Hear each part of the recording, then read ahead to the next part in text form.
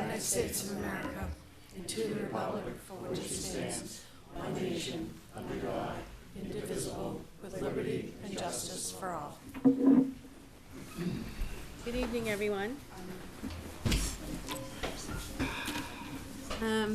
Tonight's meeting of the Select Board, I'm going to suspend the order of the agenda for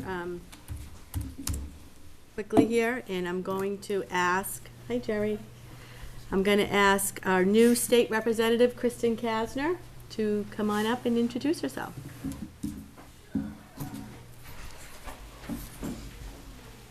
Are you guys on TV? Or? Yes, we are. Yes, okay. Where is Oh. everywhere. I'm Kristen Kasner, the new state rep for the 2nd Essex, and I just wanted to say hello and meet all of you. I'm sure this is or hopefully will be the beginning of many conversations with all of you, and all of you. Sorry, I have my back turned. So I was sworn in a little late, so just still getting my legs under me. But it's been great so far, a lot of information. The campaign trail was wonderful, learning about your community and the other 5 communities. And a lot of the main topics that we're starting with, and we heard a lot about on the campaign trail, certainly the Merrimack River water issues, drought issues, as well as economic development and diversification, as well as housing and housing for our elders and seniors. Schools, and I know all of you are talking about schools quite a bit now, and costs and budgets. So we're definitely speaking with all the communities. We're also reaching out to some of the committees on education to see if there's more information that I can send out to you. What I hope to have a dialogue between myself and your town staff to get in when I find out things, I hopefully will be able to send them along to you to help all of you. If there's things that come up within this community, certainly want to know about both individual constituent services, but also community issues as a whole. I've worked in planning and community development my entire career. I've worked for municipalities for over 20 years.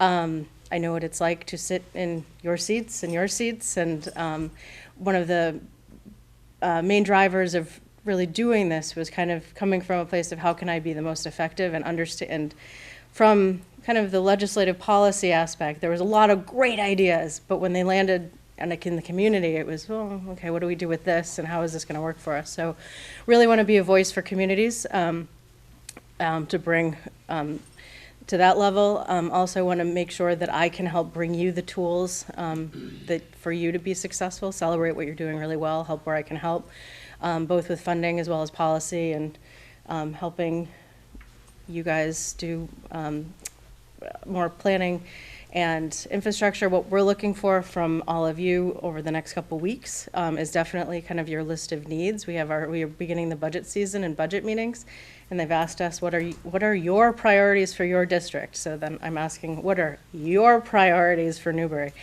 Says the more I know, the better I can advocate for all of you. So We'll send you a list. So yes, so that's that. Otherwise, if there's any questions that you have, I will be getting more formal cards, but my email is kristen.kasner@masshouse.gov. Anyone can feel free to contact us there.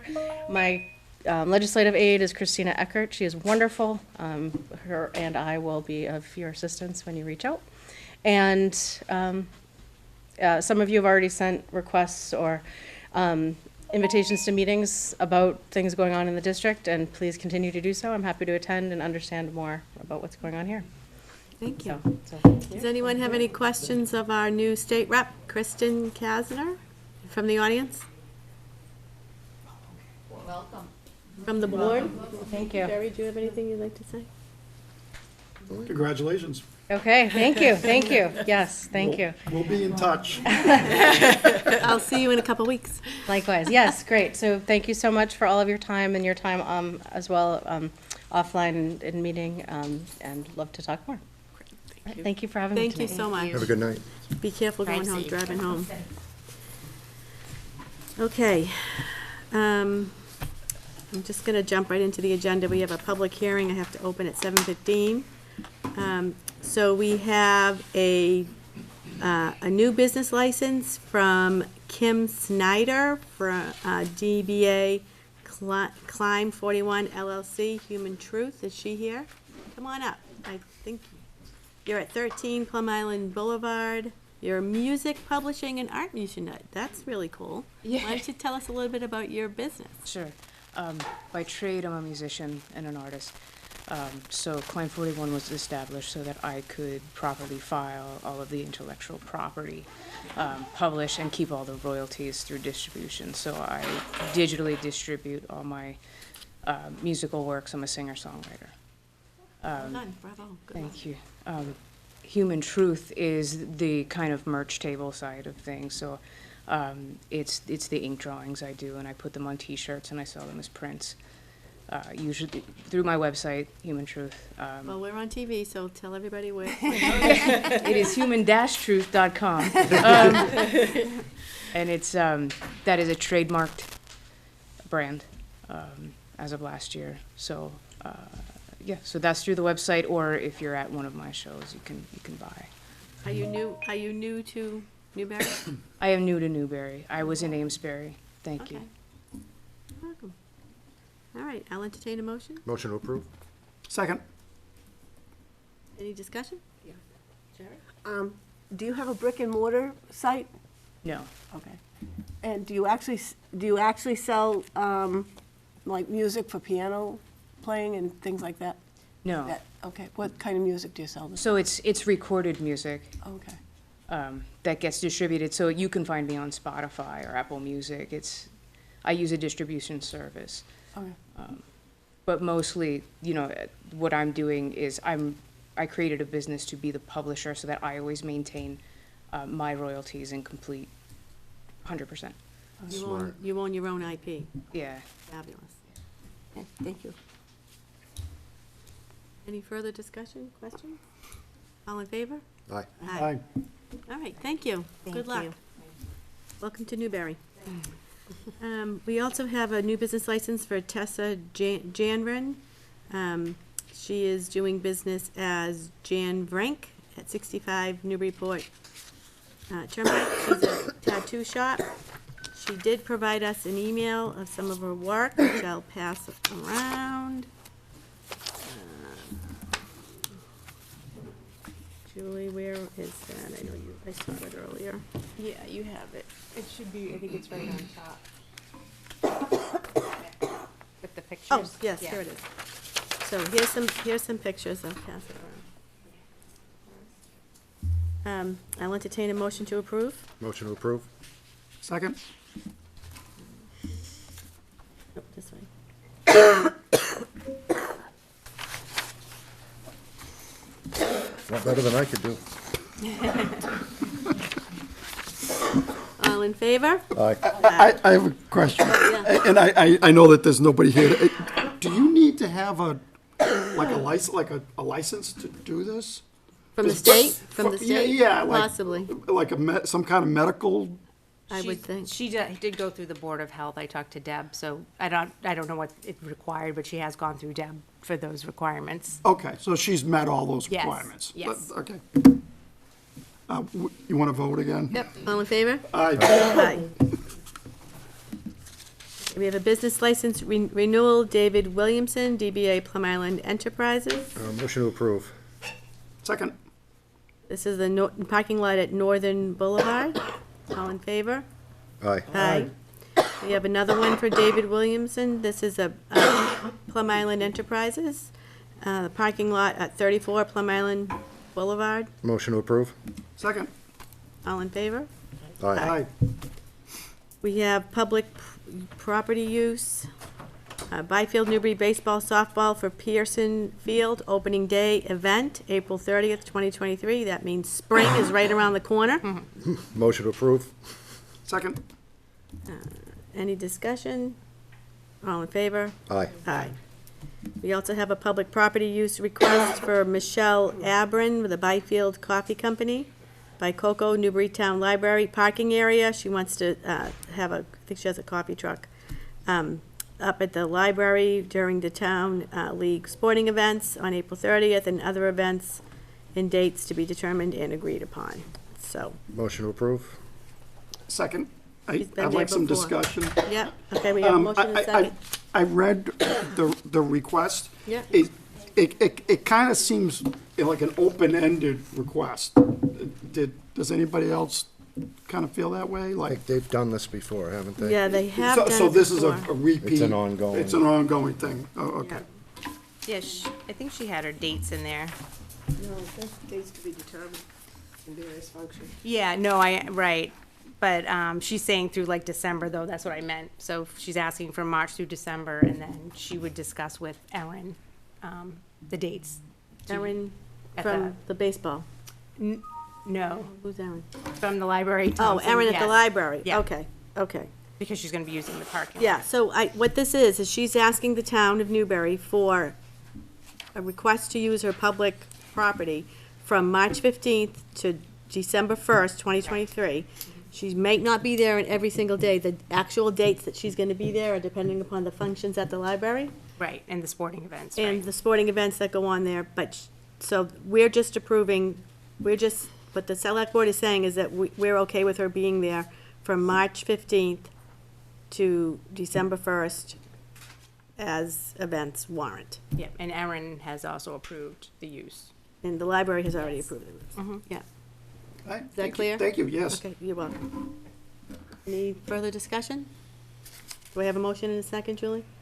Yes, you had Jada and Dana. All in favor? Aye. Okay.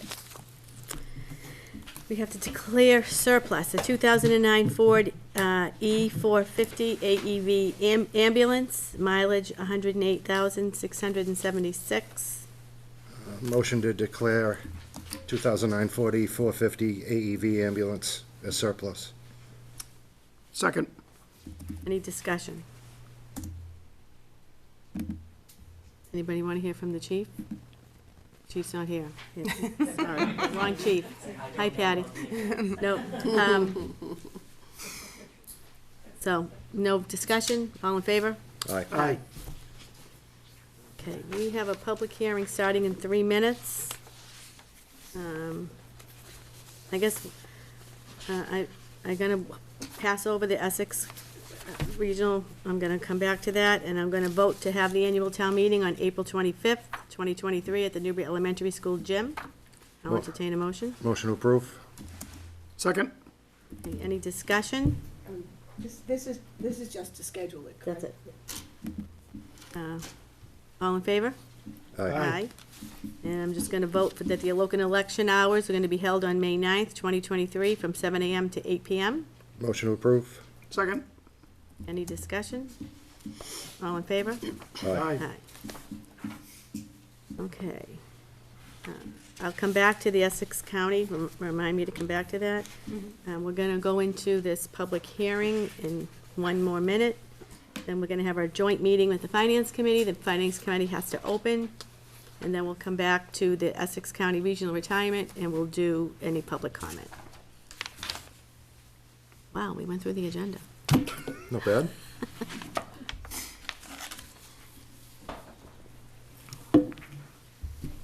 Thank you, Kristen. Have a good night. Good night. Thank you. I try.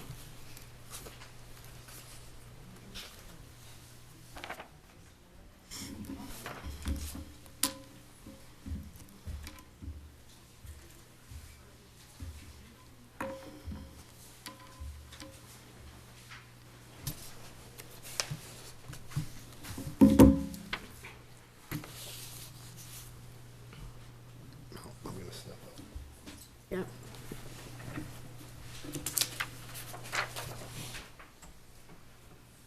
Do you need to get out? Oh, sorry.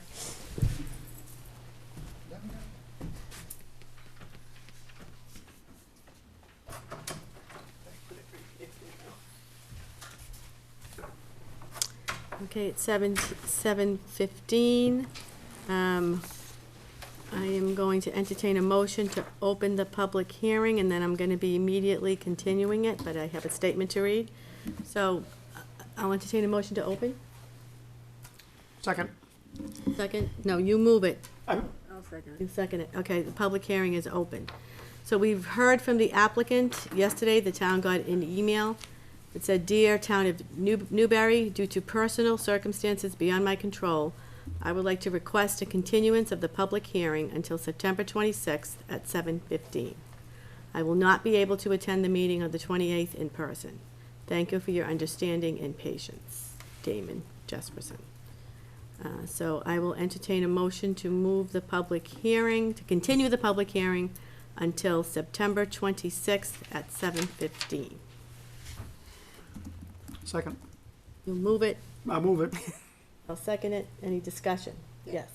I have a problem with continuing it and continuing it and continuing it, because I checked out, you know, in our selectmen's handbook, that if we don't adhere to the time requirements of 65, 90 days, and 14 days, then the failure to make a decision within the required time periods may result in a constructive grant of the relief sought. Yeah, that's after the decision has been, when we close, that clock starts ticking Yeah. after the public hearing is closed. But As long as the public hearing remains open, this is just the process. As long as the public hearing remains open, we take information in and take information in until we close the public hearing. From the time the public hearing is closed, we have 90 days to file a decision. Right. However, in order to continue it, there has to be a written agreement by the parties, and I haven't seen any written agreement. Here's the continuation. No, you mean to, if we have to continue the public hearing, if we have to continue, the decision needs to be extended after the 90 days. We can extend the decision only if the applicant agrees to that. That's a whole separate issue. This public hearing is open still. The public hearing hasn't been closed, and we can't take any comment because the applicant is not here. He's requested a continuance till September 26th at 7:15. And that's all we can vote on tonight. Well, why so long? That's like, what? That's 6 months from now? That's his request, and the applicant has rights. Yes, I know, and the town has rights, and also the abutters have rights. Did anyone respond to that abutter who was requesting a status? We got an email? I did. Yeah, okay. She was looking, the one that was looking, if we could receive any information. Right, Yes, right, I okay. always respond, All right, yes. thank you. You know, I just think that this is kicking down the can down the road, you know, and I don't think it's right. I don't think it's right.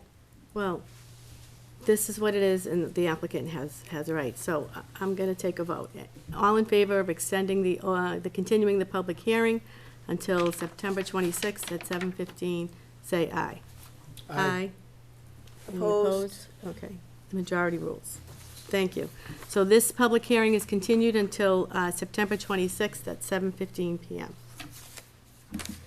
Okay, so can somebody get JR again?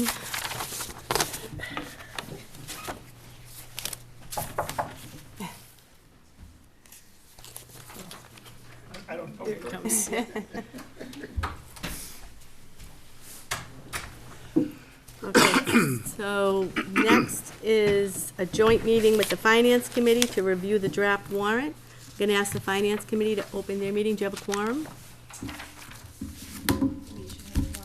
Do a roll call.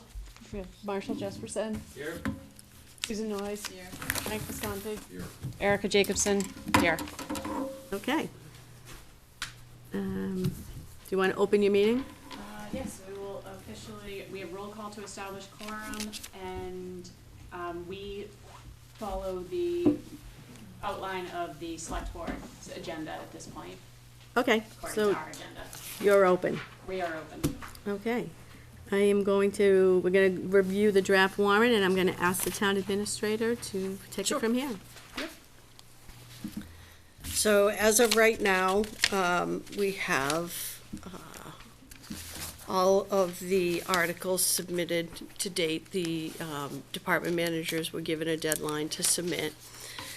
The warrant that you see in front of you has don't have any copies. Hold on a second. Oh, I'm I sorry. I don't have the warrant. Yeah. Sorry, that's on me. I didn't have mine. Sorry. Does the finance committee have warrants? They do. Yes. Okay.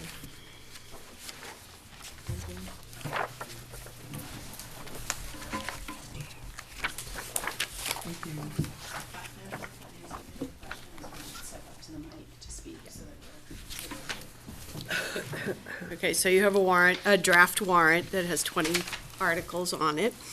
The first 3 articles you see pretty much at every town meeting. It's the establishment of the election date and time, the positions that are available, and then the town report, the adoption of the town report.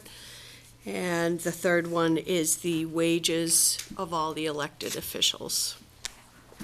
Beyond that, the next article is Article 4. That's our omnibus budget. That lists all of the cost centers, all of the functions of our general government according to the Uniform Municipal Accounting System. And we will have totals. You'll see there that there are no totals listed. Because there is a change in the governor, the numbers have been a little bit slow in coming out. That's normal, that's allowed by law. The numbers were released, I believe, on Friday. We received information from the Triton Regional School District yesterday. We're looking at about a $600,000 increase there. Right now, the budget is not balanced. It's about $178,000 in the red. It's How much? $178,000 in the red. But it is still a little bit early. I understand that the school administration did meet with Rowley officials, I believe last night. And there's also going to be a meeting Thursday night, so we'll have conversations about that. To date, I still have not received any budget data from Whittier or Essex Tech. So there are still a couple of items that are in question. Once all of the information is in and finalized, I'll be able to give you a better idea of where we stand in terms of the operating budget. So as soon as I have all that information, I'll send it out to both boards. Article 5, you've seen that before. We're making our annual appropriation into the stabilization fund. Depending on how the educational funding finally shakes out, we may need to make some adjustments to the amounts that we put into our stabilization fund and post-employment benefits, et cetera. But as of right now, we're looking at putting $150,000 into the stabilization fund. Currently, we have a balance of $267,659. Should all of the articles be approved as presented, we would end our town meeting with a little over $195,000 in our stabilization fund. Article 6, again, we're making a funding commitment. We tend to put this at the very front of our warrant because we want it to be in the front of everyone's mind. Reminder that we have this unfunded liability out there. We do have an actuarial analysis conducted every year, or every 2 years, to keep a good handle on it. Right now, we're looking at a liability of about $6.3 million. We have funded, will have funded at the end of this meeting, should that be approved, just a little over $1 million. So that's something that we're aware of. It's noted in our audit reports. It's certainly considered when we're rated for our bond issues, just that everyone's aware of it. Article 7 is our annual appropriation of the PEG Access Special Revenue Fund. We're looking for $95,000. That money pays for our production operations specialist, in addition to other expenses for that department. We have had, just of note, someone had mentioned, were we adding people? And we are not adding people. That position was started, I believe, in 2017.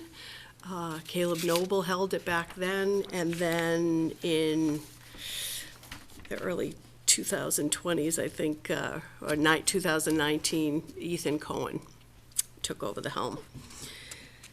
In Article 8, again, these are pretty standard. We see these at the beginning of every warrant. We've got our revolving funds, our recreation revolving funds, which the expenses are paid from the field rental revenue that we take in each year. And the Municipal Waterways Fund, which is known as the Harbor Master Fund. Those fees come from, those revenues come from mooring fees, permits, et cetera. This slight increase, not much in that one. Article 9 is our enterprise fund. It's our self-sustaining ambulance enterprise fund. There, we certified free cash of $248,099. The indirect costs incurred by the town have been fully and completely assessed to the enterprise fund, so we get back any of the money that the town invests in that, so it is indeed a fully self-sustaining operation. Article 10 is what we refer to as an unpaid bill. Morton Salt is assessing us fees for deliveries that the town received. So basically, every year, we operate on a fiscal year. It ends on June 30th, and we have until July 15th to pay any of that fiscal year's operating costs. Occasionally, a bill is not paid for whatever reason within that July 15th deadline, so it then requires town meeting action. It also requires a 9/10 vote of approval at town meeting. Article 11 is asking for, the chief has put an article forward asking for $50,000 to replace the department's firearms. That includes flashlights, holders, Scabbards. Scabbards. Yep. Sights. Lights. Weapons holders. Yep. And a few other assorted items that go along with that. We miss anything, Chief? You did not. Okay, good. So these items have already gone through the capital planning committee's review. And everyone was paying attention, which is great.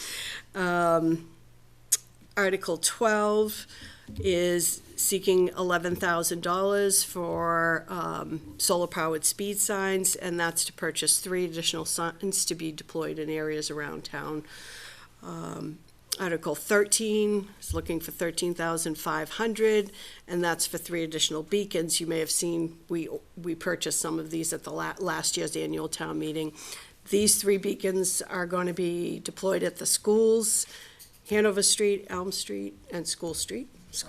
Right. Article 14 is year 4 of our roof repair project. We're seeking $150,000. We expect that by the end of the 8th year, the entire roof will be completed. We did ask for a little more. We've asked for $100,000 each year, but obviously the costs have gone up and we'd like to do the same square footage. So it's a little bit higher this year. Then how many years will be left on that project? 4. Article 15, the DPW has presented a proposal to purchase a new dump truck. They're going to be replacing a 2013 Chevy, I think it's 3500 dump truck. Yep, with 99,253 miles. Hard miles. Hey, Lance. Yep. Article 16, the town is looking to appropriate $1 million from free cash. Town meeting has voted to transfer unexpended appropriation balances as well as available funds into the savings account for the town hall project. To date, we have $4,646,408 in the account. And if the article is approved at town meeting, we'll have another, obviously another $1 million, so 5.6 million. Article 17 is going to be the appropriation to authorize the debt service, the borrowing for the town hall project. On the 7th, on March 7th, the Municipal Building Committee is going to be presenting their most up-to-date information, so we will fill in a number there, I'm assuming after that day. I think it's on his schedule, I think it comes the middle of March, but this, on March 7th, is a reminder to the boards that we're having a combined meeting with the Finance Committee, again, the Capital Planning Committee, the Municipal Building Committee, the Select Board, and the Planning Board are all gonna get an update of the municipal building project from the Municipal Building Committee. And that's gonna be held at the library at 7 p.m. And once we have that dollar amount, we'll be able to start calculating some financial impacts. Obviously, using the 5.6 million that we will have saved in the project account, we would borrow, whatever the balance is and what the impact might be to the average taxpayer. Chair, can I ask a question about that? Go ahead. 1 second. Yeah. Do you want Erica to go first? Yeah, go ahead, sure. So, I know that this number right now has X's in it. When this is an article, it's an article in the warrant and then a motion made, will the motion reflect the full price of the project or just the borrowing? The motion will be written as such, so it will talk about the full price, X to be paid from available funds, X to be paid from the available balance in the police station project account. That language comes, this language will come directly from the statute, and the language for the motion will come from bond counsel. Okay. Yeah. Great. And that, the second part of that is that also, if we are going out for any sort of debt, can you remind all the voters how we get to that point?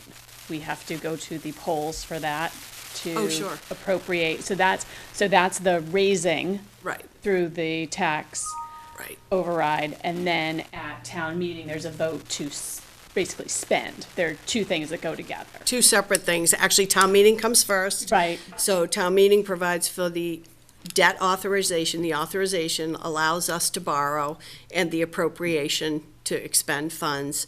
And then the ballot initiative would be the town's voters allowing us to override Proposition 2.5. So both have to be approved. Right. We can't And, go forward and without. I should also mention, town meeting authorization for debt service requires a 2/3 vote, whereas the ballot is just a simple majority, obviously. Okay. Yep.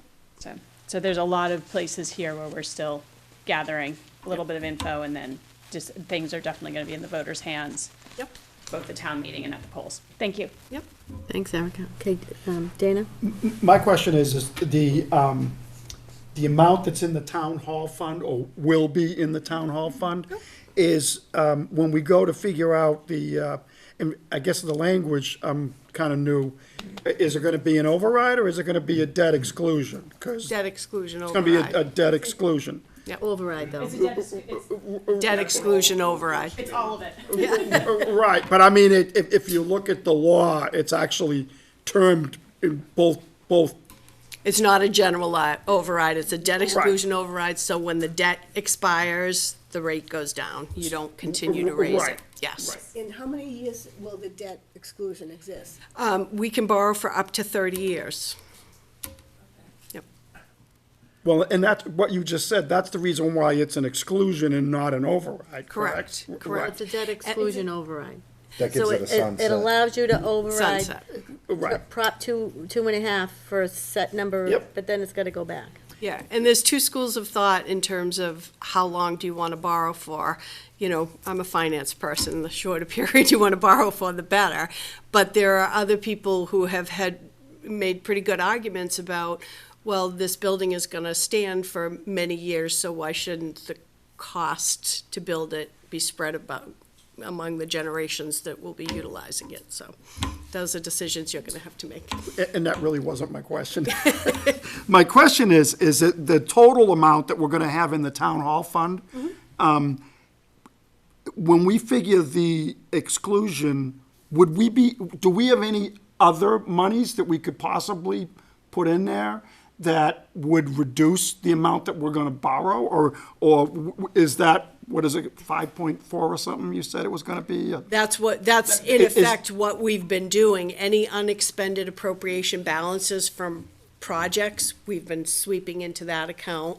Town meetings approved moving those funds, so that's in essence exactly. But there's no what- additional money to reduce the exclusion as much as possible, except for what's in that account. What's in that account and what we're gonna be proposing to appropriate at the April town meeting. It's $1 million. Yeah. Right. Go ahead. I'd like to say, I've been doing this for 13 years. I've never seen us go into something where we aren't trying to go for a debt for the entire cost of a project. I know. The fact that we have $4.6 million set aside on any project is, we have done a good job of Oh, it's a- knowing it's this a is good coming. thing. But I think that's a very important point, is that most towns, when they come up to look for, you know, in Essex, that beautiful building they put up there, they did not have a savings plan for that. We have, over the course of time of building the police station and doing it piece, we've been able to do this through some very prudent, you know, coming in and moving that money right back And into something else. I So, want to piggyback on that. That's what's an important piece, is that we've been doing this at town meetings direction. Town meeting is the group, the town meeting members have set up that account, the town hall savings account. Town meeting is the one that moved the money, I don't know how many, 3 or 4 years in a row towards that account. So town meeting is the group of people that wanted to continue this project. I mean, we're just following town meeting's lead.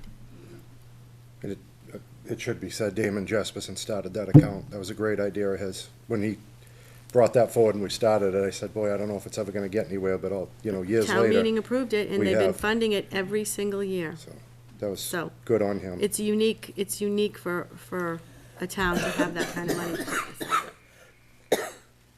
Any other questions, Dana? No, thank you. Jerry, you good? Okay. Tracy? Well, Finance Committee, do you guys have any questions? and we're on to, we will be at the library on the 7th. We will have an open meeting, so we can talk and ask questions at that one as well. Yeah. Right. And then the next section of the warrant is the bylaw amendments, adoptions. The first one, acceptance, Article 18, acceptance of that bylaw will allow us to double the current veterans exemption. I don't know, did you have more on that, Selectman Packer? Yeah, I just want to throw in a plug for that. The veterans, the disabled veterans tax exemption hasn't changed since like 1963. And what I'm proposing that it will be on the warrant, I guess that's the correct terminology, is that we want to, well, what I would like to do is take the state mandated amounts that are required for anybody who wants to apply for the disability and double that. That's going to have to be funded somehow. And I actually kind of have an answer to that. I just want to say that an example, it's Mass General Law, Chapter 59, Section 5, Clause 22 is where this comes from. And this came out of, the source of this information is these Veterans Law and Benefits Handbook that's put out by the state of Massachusetts. For example, if you're 10% disabled or more, the state mandates that we give a $400 tax exemption from property taxes. So what is going to be at the annual town meeting that we're going to vote on is we want to double that. So we want to make that $800 instead of $400. Each clause, I don't want to go down them all because they're kind of morbid at times. It talks about missing feet and missing hands and losing a loved one and what you have for medals and so on and so forth. There's different amounts for each of those. Some of the problems with the law is you could be disabled 10% or more, or for example, you could be 100% disabled and there's nothing in between, 10% or 100%. I happen to be on the Eastern Essex District Department of Veteran Services Board, and we are proposing to the state, I'm working on this with Ron Ross. He's the representative from West Newbury. And the board has kind of directed us to work on this project together. And we want to review the current disabled veterans' property tax exemptions that were revised in 1963 to increase the current monetary compensation to align with the cost of living, inflation, and property tax increases. And like I said, the current law hasn't been updated since 1963. Current disabled veterans' property tax exemptions have not been adjusted to coincide or keep pace with inflation, the cost of living, and property tax increases. The current towns and cities throughout Massachusetts that have voted approving doubling this amount have not been reimbursed by the state except for the current allowable law. So what we're trying to do is we're trying to change the law. So right now, the amount of money that we're talking about is going to have to come out of property taxes. Is that correct, Tracy? Yes. So what we're trying to do, our recommendation is revise Mass General Law 59, Section 5, Clauses 22, 22A, 22B, 22C, and 22E, which is, anybody can look that up if they want to, with the current cost of living adjustments, inflation, and property tax increases over the past 57 years, reimburse the towns and cities to the full amount rebated to each qualified disabled veteran. So this is a two-pronged project, and one is getting the amount doubled to our disabled vets who want to apply for it. The second prong is to get the state to reimburse us that total amount. And I'm going to be reaching out well, I've already talked to Senator Bruce Tarr, and Kristen Kasner was just here a few moments ago. We're gonna get both of those folks on board with trying to push this legislation forward so that the town can be reimbursed for the entire amount that I'm actually asking for from the citizens through their property taxes. Thank you. So, Mike, so this exemption is comes out of the town's operating budget until if and when the Commonwealth changes the statute, and then we'll get reimbursed by the state. Correct. Okay. And I just want to add, the towns that are on this board that are represented is the Essex, Georgetown, Ipswich, Newbury, Rowley, and West Newbury all have representatives on this board that I'm talking about. And every single one of those towns has either already adopted this program or they're in the process of getting it approved through their annual town meetings as well. So we're kind of like, we're all in this together. Okay. Jerry? Yes. How many disabled veterans live in Newbury? That's 53. 53? 53 disabled veterans and surviving spouses. The year 2023. Thank you. Sure.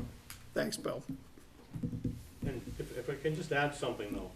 So, What you explained was great, but it's not what's being voted for at annual town meeting. The extension of being reimbursed for the total amount is not. no, I said it's a two. And I think it's important for people to understand. Correct. And I thought I tried to make that clear with the two-pronged purpose. We're actually going after two different things here. One is the doubling of the exemption, and the state reimbursement is a whole different animal.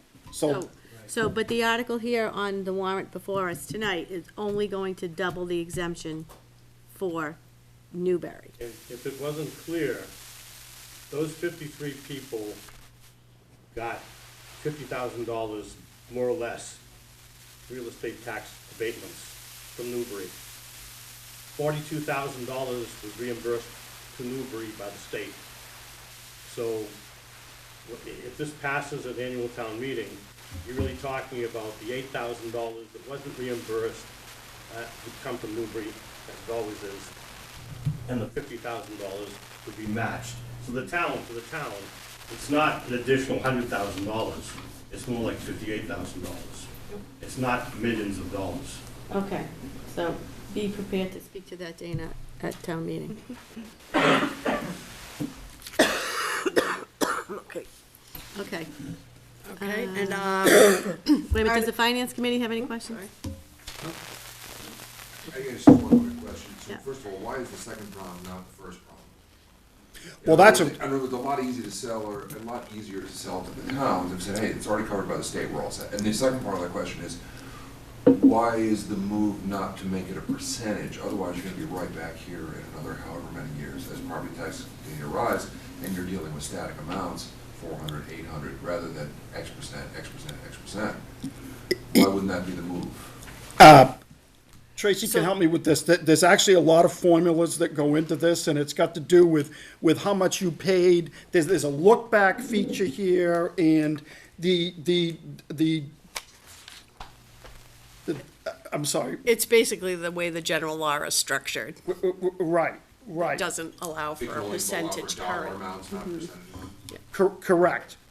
Yeah, like, for example, as, like I mentioned, clause 22, if you're 10% or more disabled, you get a $400 tax exemption, period. And, you know, what I'm asking for is that we give that person that's in that category an $800 tax exemption. Yeah. That additional $400 has got to be absorbed by the property taxpayers. No, yeah, I understand that piece. Like, for the first part of that, we said, all right, if you can sell this to the state, it's done. Because no town is gonna disagree with, hey, it's covered. Correct. There's no additional money out of any taxpayer's pocket. And the second part of that was, which I think Tracy has answered, I mean, okay, $400, why not say 10% of your property tax? 10% of your property tax, regardless of what that is covered if you're X percentage disabled. But I guess that's not even a. It's not possibility. in the law like that. You could Not in the law always today. propose, you know, Propose a change to special percentage versus legislation for the town and just. dollars. Puts a little bit of an inflation hedge in there for disabled veterans if you can get a change to percentage versus dollar amounts. I mean, otherwise it's gonna keep scratching away. Yeah. And the other thing is too, Frank, there's been a lobby trying to get this changed so that the communities get reimbursed for many years. This isn't a brand-new Right, initiative, the but we keep trying. The legislation has been requested to do the second prong for a few years now.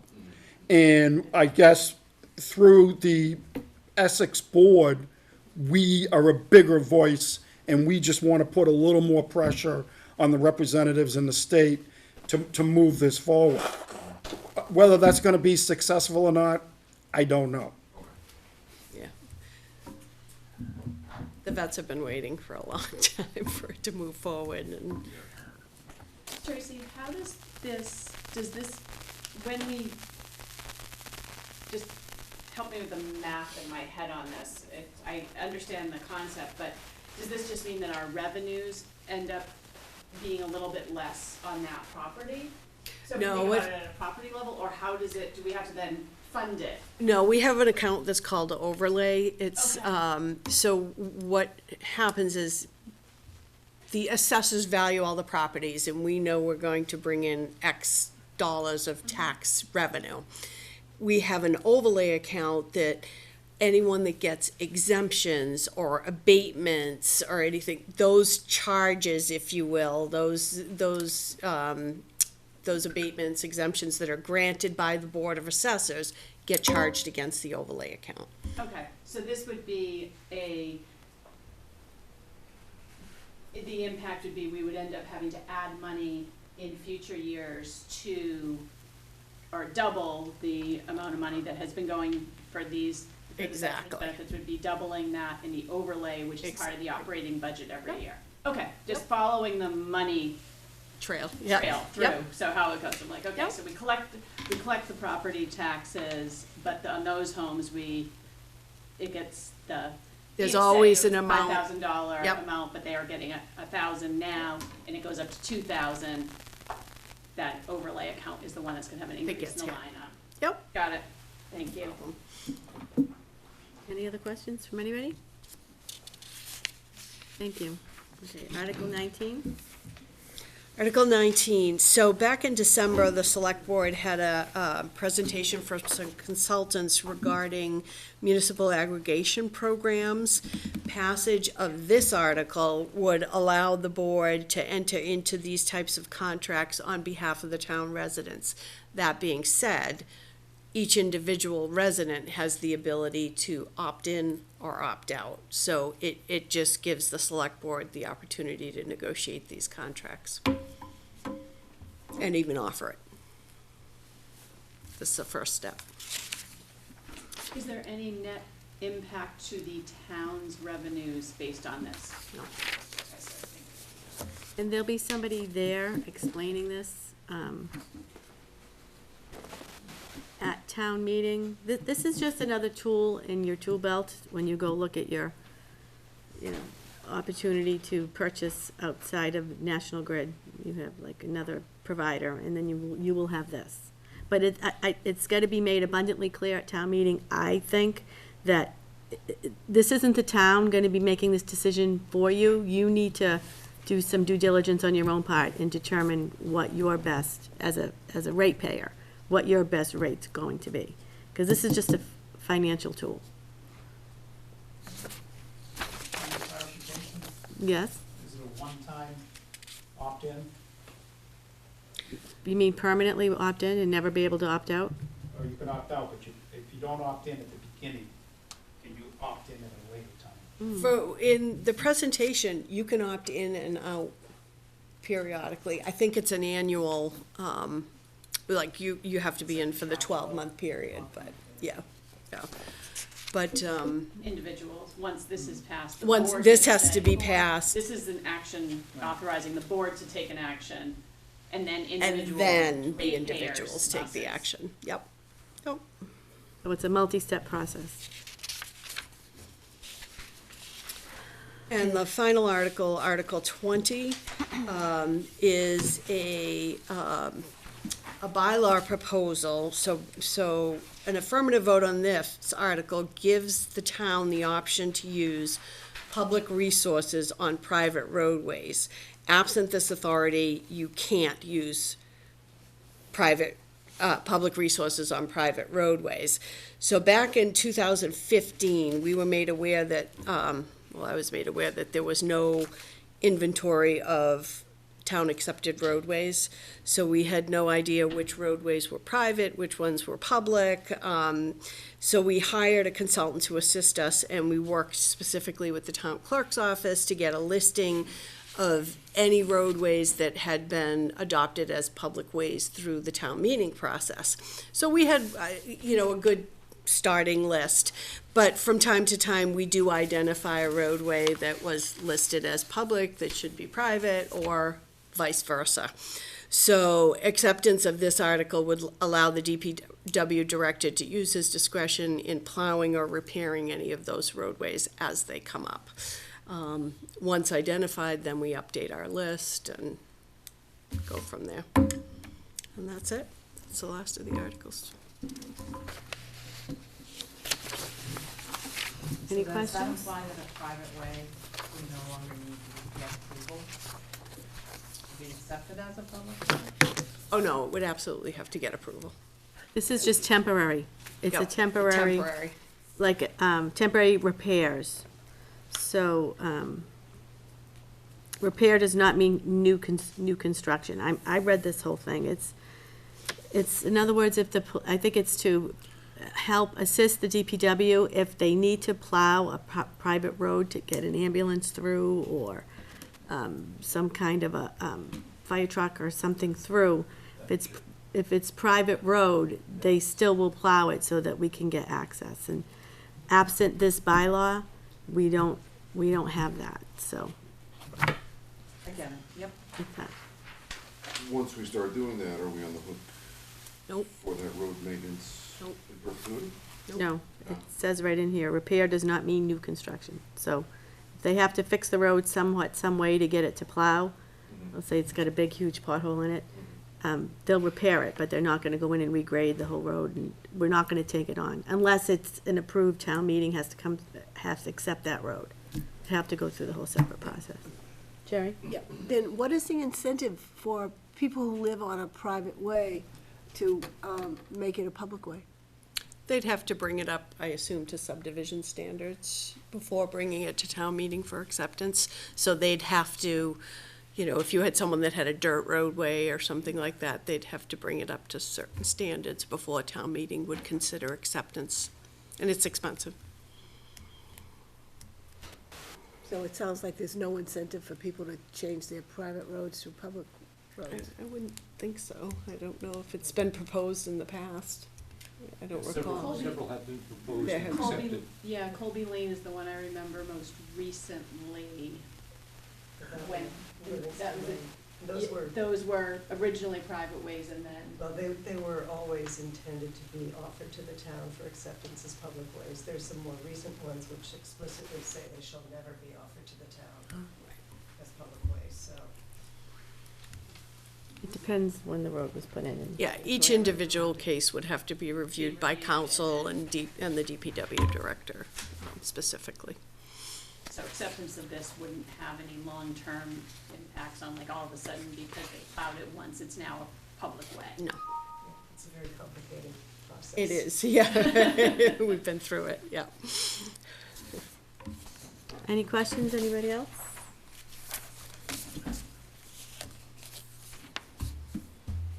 Okay. So what's the next step, Tracy? So primarily, I'm just waiting for the educational component to be, excuse me, to be finalized. Once I have that, I'll get you out the Excel spreadsheet that you see typically this time every year, so you can get a look at those functions that are increasing and decreasing and the adjustments. We'll go through that. And then I believe your next meeting is March 28th, joint meeting, where you'd be asked to vote and finalize. So we'll get those budget books by March 28th? Oh, yeah. Okay. And at that time, the finance committee will vote to, on each of the articles, we will discuss and we'll vote to recommend or not recommend anything with a financial impact. We don't offer, there's a couple in here, I'd say that we don't offer it. The will of the town. It's just not anything we would recommend one way or another, because it doesn't deal with town finance. But that would be the 28th of March. Okay. We're meeting here, back here for that, right? Mm-hmm. Yeah. No. I think we're. Meeting at the fire Oh, we're at station? the fire station. I believe Yeah, so. we're at the fire There's station. another meeting here that night, so Yep. they'll all be posted ahead of time, but that one is at a different location. You're right. Yep. Okay, Because of this room was booked. okay. So the next meeting that we'll see the finance committee at is on the 7th at the library. And we'll take it from there. I'd like to thank the finance committee for coming in and meeting with us tonight on a snowy Tuesday night. I appreciate it. I entertain a motion to adjourn. All in favor? Aye. Thank you, everyone. Okay, so now I'm gonna go back. I think I jumped over something here. Yeah, Oh, we had the COLA, and then you just have meeting minutes and warrants. okay. So we have the Essex Regional Retirement COLA increase. I don't know if the Finance Committee is interested in this, but we can have this discussion. Tracy, can you explain to us about the retirement COLA increases? Sure. So the Essex Regional Retirement Board the governor back in November, signed a law into place, Chapter 269, the Acts of 2022, that allowed the retirement boards and all the retirement boards and retirement systems to increase the COLA for their retirees for fiscal year 2023 only, for up to 5%. The COLA was 3%, so they allowed each of the individual boards to go up to 5%. The COLA is increased, that additional 2% is only on the base. So anyone who's retired, their base retirement is $16,000. So the 2% is only only affects the first $16,000 of the retirement benefit. So basically for Newbury, that would calculate out to about $6,700. And the way that PERAC has allowed for them to approve it is through each of the individual select boards have to vote it. And we have to report back to them, I think in March or no later than the end of March. There's a deadline, maybe it's April.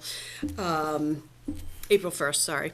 And then once they calculate the approvals, they'll make a determination whether or not the retirees get that extra COLA. And what if we all vote yes and they decide they're not getting it? What happens then? Then we just If you won't vote be- yes, they get it. Oh, okay. Yeah, if you vote yes, they get it. Okay. So I'll entertain a motion to Yeah, I'm sorry, increase the COLA, I entertain a motion to increase the COLA increase for the Essex Regional Retirement. So moved. Is there a second? Second. Okay, discussion. Yeah, just to clarify, it says 13 excuse me, 13 boards out of all of them have to vote to approve this for this to pass? 13 towns in the Essex 13 Regional towns. Retirement System. So if The we, majority. if we pass it, it doesn't mean we're automatically gonna get it. Right. No, if the majority passed it, then the retirees get it. If the majority don't pass it, then the retirees don't get it. And I guess my next question is if someone in my family has a vested interest in this, should I vote? It's a financial impact to you. Right. So if you're, You could if ask you're counsel. comfortable, well, if you're uncomfortable, I would recuse. Yeah, I think I should recuse from the vote. All right, so I'm gonna ask you to stand up Sure. and just recuse, either sit out in the audience or go out that way. Any questions, Jerry? Oh, well, yes, I actually, when was the last time they had a cost of living increase? It's a yearly thing, is it not? Annually. They usually have a 3%, but this year, given the circumstances, the governor signed this law into. So the only reason why we have it on our agenda is because of the governor's law. Right. I don't ever remember voting on this before. Nope. This is a 2023 initiative Okay, that was passed. so I have a motion and a second. Jerry seconded it, right? Yes. I did. Oh, she did. Any further discussion, any other questions? All in favor? Aye. Okay. Do you want to get him back?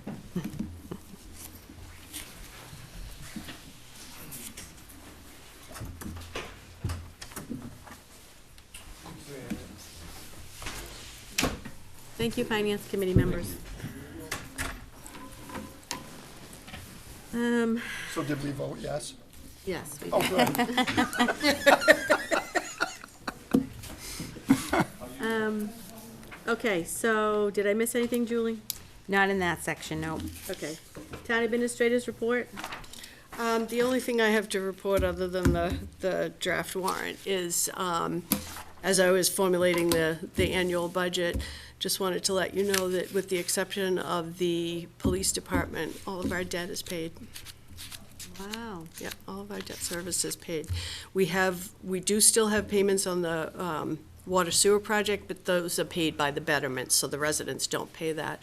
So in effect, the only debt service we currently have is the police department. That's great. Yeah. That's great. Okay. Cora, And what does that amount to each year for the police The department? police department, tell you exactly what it is.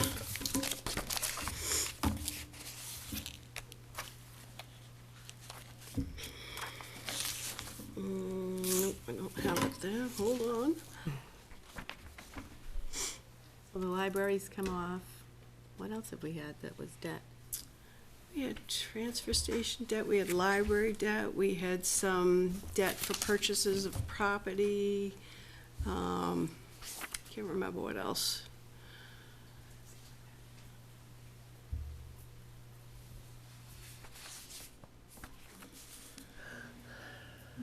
Sorry, this is very slow.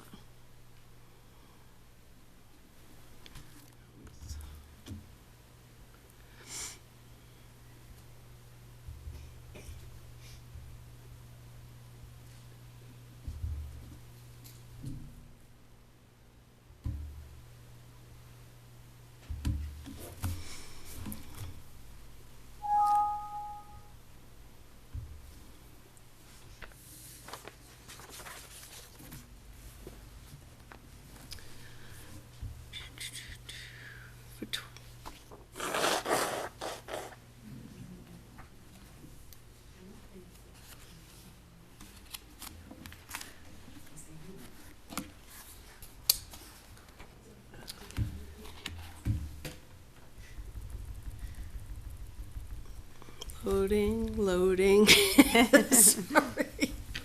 It looks like it's a little over 100,000 this year. But I'll get you the exact amount.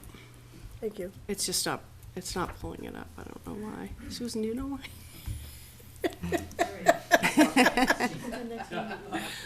Some reason. Send it to her in an email, too. I can, yeah, I'm happy to. Okay, meeting updates. Dana, do you have any meeting updates? I guess, the last, Essex County vet meeting, we, they also were doing their budget, and, we couldn't come up with a vote on it, so we tabled it until our next meeting, and I have submitted just some estimates to Tracy so that she can plug that into the budget on what we think that's gonna be, but we haven't voted on it yet, so Another she. guess. We have to pull the number out of the air. Well, it's a pretty firm number, and Tracy knows all about it, so, Okay. that's about the only update I have. Okay. JR, do you have any? No, this anything? time. Jerry, do you have anything? No. So I attended the MMA Fiscal Policy Committee meeting today. It was the first one of 2023. And the topic of the conversation was the governor's budget.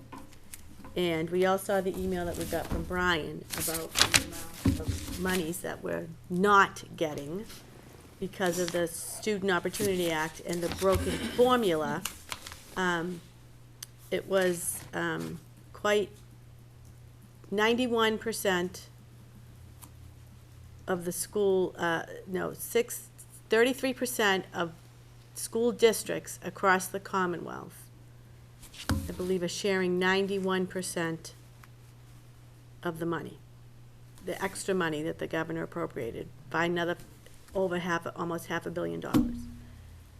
22 school districts, let me get the exact number. But when I mentioned it at the Fiscal Policy Committee meeting, they were very aware of it, and they all understood, and it's just not right. So over 71%, or $418 million of all new Chapter 70 money, which was $586.4 million, is what the governor put into additional Chapter 70 money. That is going into 32 or 10% of districts in the Commonwealth. So 71% of all the new money is going to 10% of the districts across the Commonwealth. Almost 93%, or $544.8 million of all new monies is going to 106, or 33% of school districts. So the remaining 212, or 67% of all the school districts in the Commonwealth, are sharing a total combined 7% of additional monies, or $41.5 million. And that's just wrong. It's not equitable, it's not fair, and it's all based on the funding formula being broken due to the Student Opportunity Act. So these numbers were run by the Massachusetts Superintendents Association. That's where Brian got them from, and he shared them out to us. I shared them with the governor's office today, both the governor and the lieutenant governor. I'm not sure if they're aware of it. Kristen Kastner is aware of it. We're all meeting at the DCC meeting on the 23rd of March at Triton with our legislators to have this conversation front and center as to how we're gonna fix this. Brian did tell me that there's some pending legislation, a couple of pending legislations. One of them is is pending from the guy who developed the Student Opportunity Act, Senator Jason Lewis, I believe, of Winchester. He has some pending legislation to address this funding formula issue. The legislature, the current legislature, knows it's a problem, and I sent this to the chair of the Massachusetts Select Board Association that was out in the western part of the state, and my hope is just to scream this again from the top of the lungs, of my lungs and everybody else in chorus, that this is just unfair. It's not equitable distribution of extra monies. It's just wrong. So, that's my meeting update. Next, we're gonna review and approve meeting minutes, draft minutes from February 14th, 2023. I'll entertain a motion to approve. Motion to approve. Second. All in favor? Aye. Aye. We have warrants. I'll have a motion to sign warrants. So moved. Second. All in favor? Aye. Aye. And we do have some executive session. So I'm going to read a motion to go into executive session. Pursuant to Massachusetts General Laws, Chapter 30A, Section 21A2, I move we enter into executive session to discuss strategy with respect to a collective bargaining contract with the DPW, because an open meeting may have a detrimental effect on the bargaining position of this body. Is there a second? Second. Will we be coming back? Roll call vote, I got two. No. Roll call vote. J.R. Colby? Yes. Jerry Heavy? Yes. Dana Packer? Yes. Alicia Greco, yes. Okay, I also have pursuant to Massachusetts General Laws, Section 21A3, I move that the board move into executive session to discuss and vote to participate in the Teva, Allergen, CVS, Walgreens, and Walmart National Prescription Opioid Litigation Settlement Implementation Administrator. Always. So, Second? Okay, roll call vote. J.R. Colby? Yes. Jerry Heavy? Yes. Dana Packer? Yes. Alicia Greco, yes.